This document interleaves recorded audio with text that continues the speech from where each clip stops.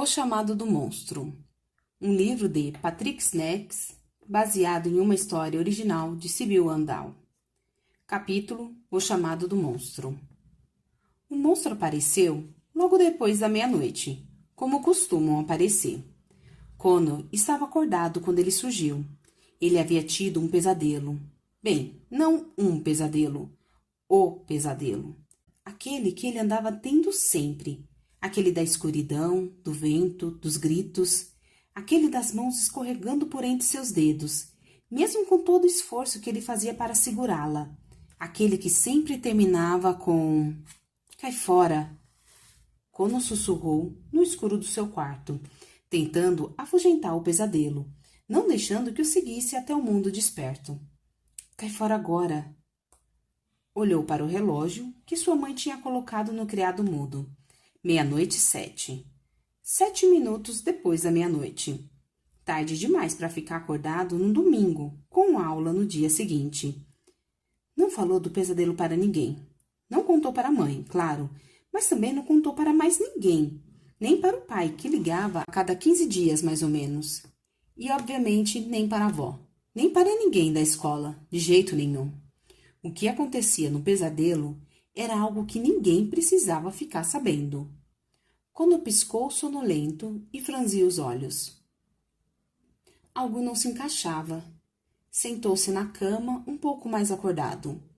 O pesadelo se apagava, mas havia algo de estranho que ele não conseguia tocar, algo diferente, algo aguçou os ouvidos, tentando captar alguma coisa além do silêncio.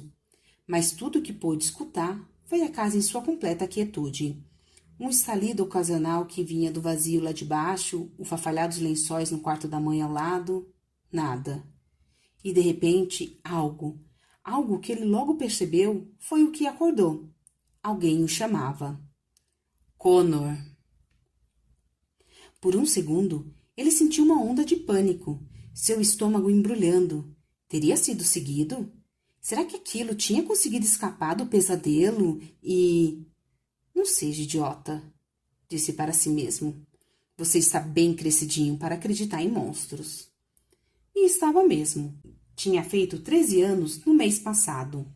Monstro era coisa de bebezinho. Monstro era coisa de quem molhava a cama. Monstro era... Connor. De novo. Connor engoliu em seco. Estava quente para outubro e sua janela tinha ficado aberta. Talvez as cortinas agitadas pela brisa tinham causado o ruído de... Connor. Tá certo, não era o vento. Era com certeza uma voz, mas não era uma voz conhecida. Não era a voz da sua mãe, de jeito nenhum. Não era uma voz feminina.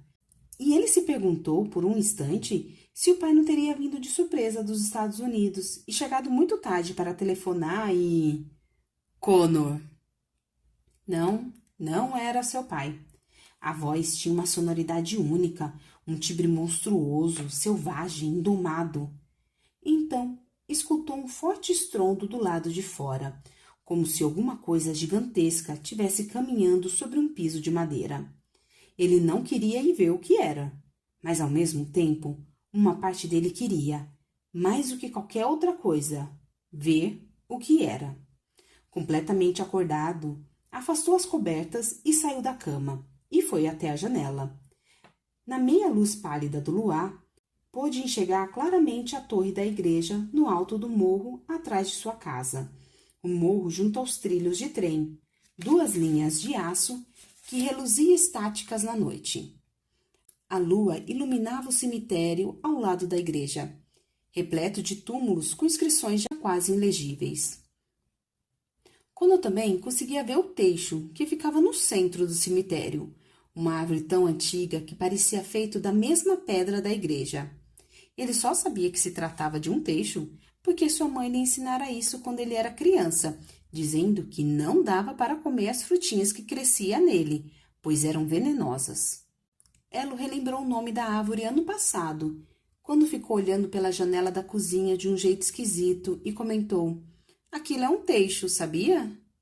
Então, ele escutou seu nome outra vez. Connor. Como se estivesse sussurrando nos seus 2 ouvidos. "Que foi?" Kono perguntou, com o coração galopando, impaciente para descobrir o que aconteceria. Uma nuvem passou em frente à lua, cobrindo toda a paisagem, e uma rajada de vento desceu pelo morro e chegou até o seu quarto, levantando as cortinas. Ele escutou de novo o estrondo de madeira se partindo, rugindo, como um ser vivo, como se o estômago do mundo tivesse rosnando por comida.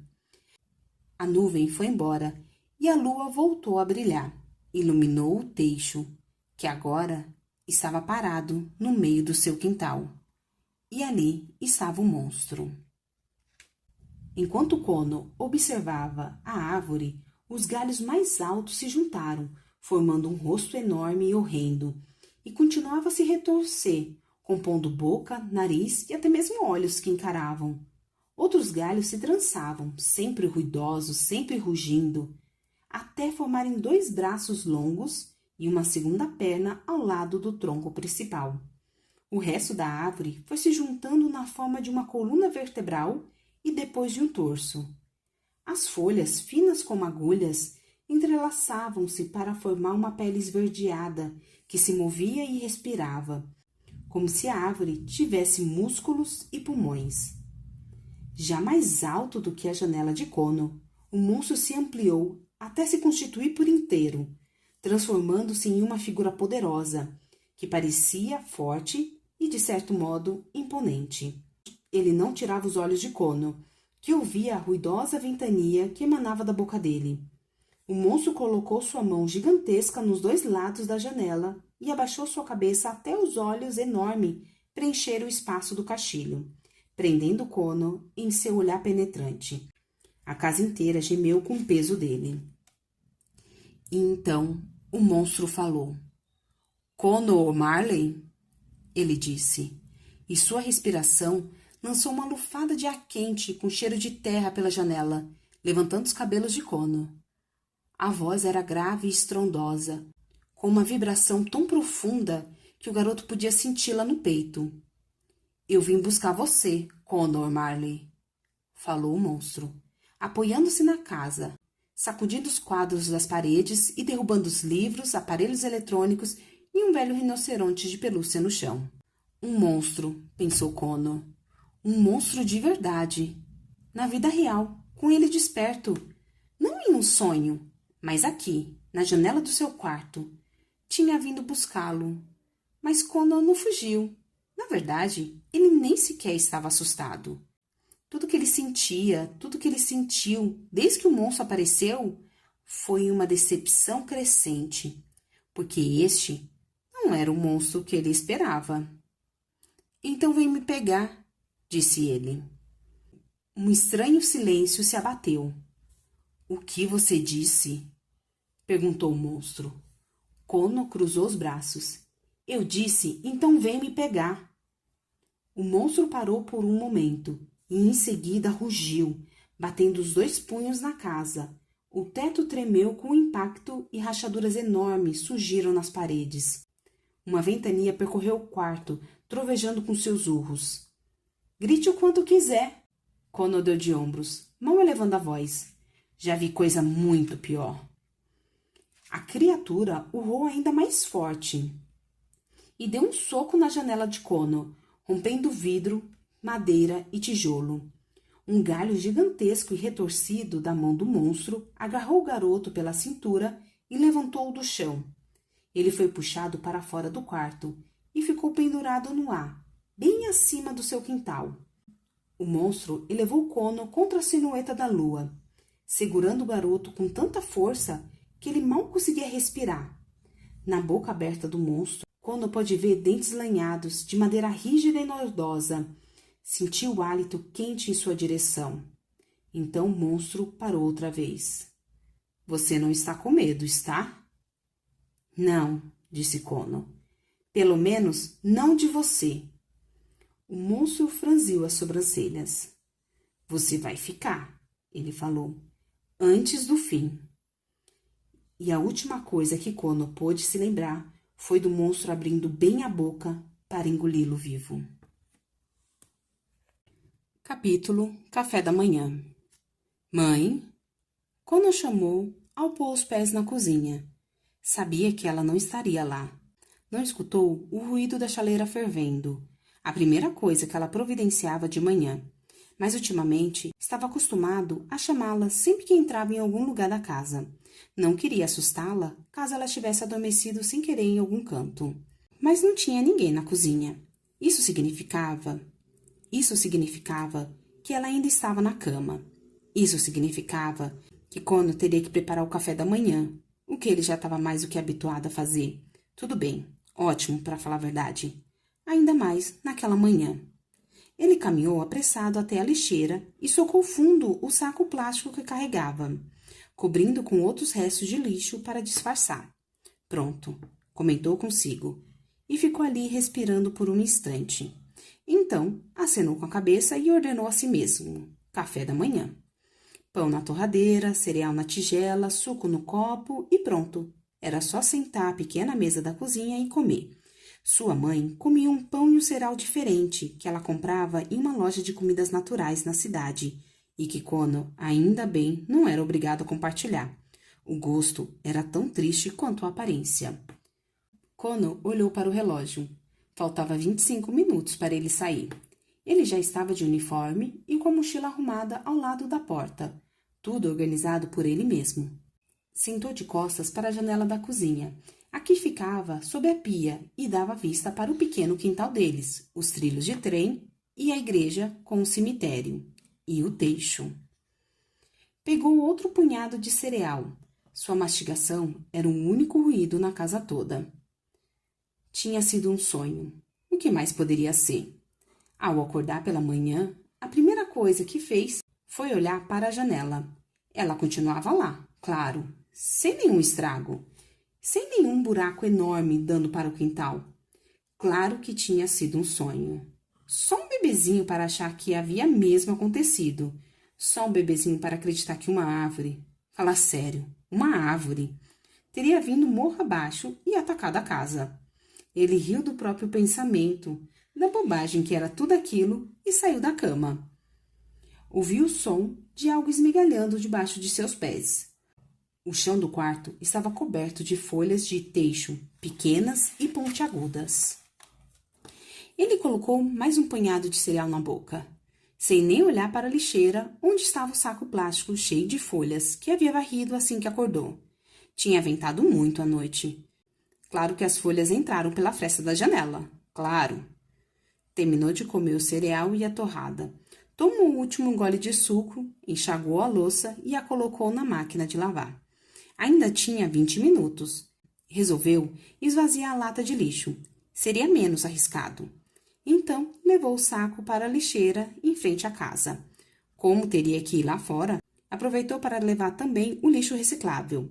E pôs os lençóis na máquina de lavar, para estender no varal quando chegasse da escola. Voltou para a cozinha e olhou o relógio. Ainda faltava 10 minutos. Nenhum sinal de... Connor? Escutou no alto da escada. Ele soltou a respiração com força, sem perceber que a estava prendendo. Já tomou café? Perguntou a mãe, apoiando no batente da porta da cozinha. Tomei, mãe, respondeu Connor, mochila na mão. Tem certeza? Tomei, mãe. Ela o encarou com desconfiança. Connor revirou os olhos. Torrada, cereal e suco, listou. E coloquei a louça na máquina. E tirou o lixo. Sua mãe falou baixinho, contemplando a organização da cozinha.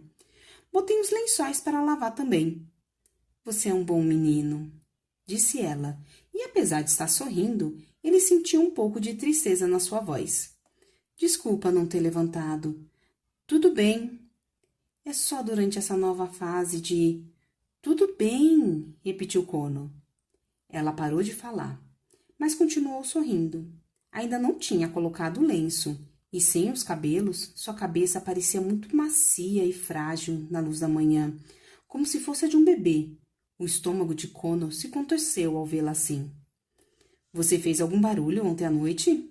Ela perguntou. Connor congelou. Que horas?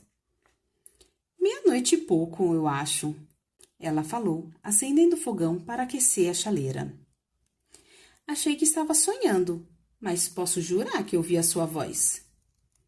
Eu devo ter falado dormindo. Kono respondeu. Acho que sim. Ela falou bocejando, enquanto pegava uma caneca na prateleira ao lado da geladeira. Ah, esqueci de avisar, continuou tranquila. Sua avó vem pra cá amanhã. Os ombros de Kono afundaram. Ah, mãe. Eu sei, ela falou. Mas não é certo que você tenha que preparar seu café todos os dias. Todos os dias? Kono se apavorou. Quanto tempo ela vai ficar aqui? Kono, a gente não precisa dela aqui. Você sabe como eu fico nessa fase dos tratamentos, Kono. Mas a gente tá se virando bem até agora. Kono! Sua mãe o interrompeu tão bruscamente que pegou os dois de surpresa. Ficaram em silêncio. Então ela sorriu outra vez, parecendo muito, muito cansada. Vou fazer o máximo para que seja breve, tá? Ela prometeu. Sei que você não gosta de emprestar o seu quarto, e eu sinto muito. Eu não pediria para ela vir se eu não precisasse, certo? Kono dormia no sofá, sempre que a avó vinha visitá-los. Mas esse não era o problema. Kono não gostava do jeito que ela falava com ele, como se fosse a chefe e ele um empregado sendo avaliado. Uma avaliação em que ele ia se dar mal. E ele sempre conseguia dar um jeito em tudo, só os dois. Por pior que sua mãe se sentisse com os tratamentos. Era o preço que ela tinha que pagar para ficar boa. Então por quê? É só por algumas noites, ela falou, como se pudesse ler o que se passava na cabeça dele. Não se preocupe, tá? Ele ficou abrindo e fechando o zíper da mochila, sem falar nada, tentando pensar em outras coisas. E então se lembrou do saco cheio de folhas que tinha escondido no lixo. Deixar sua avó ficar no seu quarto talvez não fosse a pior coisa do mundo. Aí está o sorriso que eu amo, disse sua mãe, enquanto pegava a chaleira, e completou, fingindo pavor. Ela vai me trazer uma daquelas perucas velhas dela. Dá para imaginar? Passou a mão livre pela cabeça careca. Vou parecer uma versão zumbi da Margaret Thatcher. Estou atrasado, falou Kono de olho no relógio. Tá bom, querido. Ela respondeu, inclinando para beijá-lo na testa. Você é um bom menino, repetiu. Eu queria que você não precisasse ser tão bom assim. Enquanto saía, observou a mãe tomando um gole de chá em frente à janela da cozinha. E ao abrir a porta da rua, escutou-a comentar. E lá está o velho Teixo, como se conversasse consigo mesma. Escola. Assim que levantou, sentiu o gosto de sangue na boca. Tinha mordido a parte interna do lábio ao bater no chão, e era nisso que prestava atenção ao levantar. O estranho sabor metálico que dava vontade de cuspir no mesmo instante. Harry e seus comparsas adorariam saber que Kono estava sangrando. Ele conseguia escutar as risadas de Anton e Sully atrás dele. Sabia exatamente qual era a expressão no rosto de Harry, mesmo sem poder enxergá-lo. Era até mesmo capaz de adivinhar o que Harry diria em seguida, naquela sua voz tranquila e engraçadinha, que imitava um tipo de adulto que ninguém gostaria de conhecer. Cuidado por onde pisa, Harry falou. Você pode cair. Acertou em cheio. Não foi sempre assim. Harry era um adorável menino loiro, o queridinho dos professores ano após ano. O primeiro aluno a levantar a mão para dizer a resposta, o mais rápido nas corridas de futebol, mas apesar de tudo, apenas mais um garoto na sala de Kono. Os dois não eram exatamente amigos.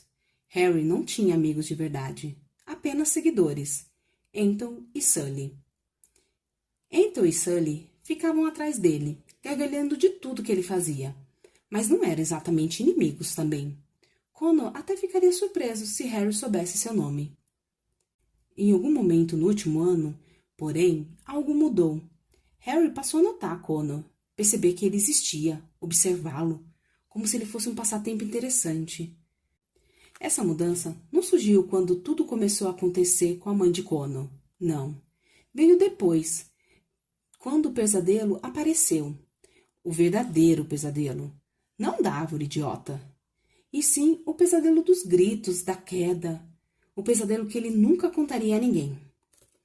Foi quando Kono começou a ter aquele pesadelo que Harry percebeu sua existência. Como se uma marca secreta tivesse sido gravada nele e só Harry pudesse enxergá-la. Uma marca que puxava Harry para ele, como metal perto do ímã. No primeiro dia de aula, Harry deu uma rasteira em Kono na entrada da escola, derrubando-o no chão. E assim começou, e assim continuou. Kono permaneceu de costa enquanto Anton e Sully riam. Passou a língua pela parte interna dos lábios para sentir o tamanho do estrago. Nada demais. Ele sobreviveria. Era só voltar para a classe sem que mais nada acontecesse. Mas algo aconteceu. Deixe ele em paz. Kono escutou e estremeceu. Ele virou e viu Lily Andrew, furiosa, o rosto dela empurrando de Harry, e só aumentava risadas de Anton e Sully.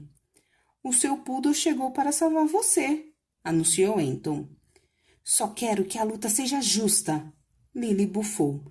Seus cabelos crespos balançavam, lembrando mesmo um poodle, por mais que ela os prendesse. Você está sangrando, O'Marley? Harry disse, ignorando Lily. Kono colocou a mão na boca tarde demais para esconder o fiozinho de sangue que escorria pelo canto. Para sarar, vai precisar de um beijinho da mamãe careca. Vibrou Sully. O estômago de Kono se contraiu com uma bola de fogo, como um pequeno sol queimando dentro dele. Mas antes que pudesse reagir, Lily entrou em ação. Com um grito de fúria, ela empurrou Sully, que, surpreso, caiu em cima de um arbusto. Lilia Andrew, sentenciou uma voz grave, vinda do outro extremo do pátio. Eles congelaram.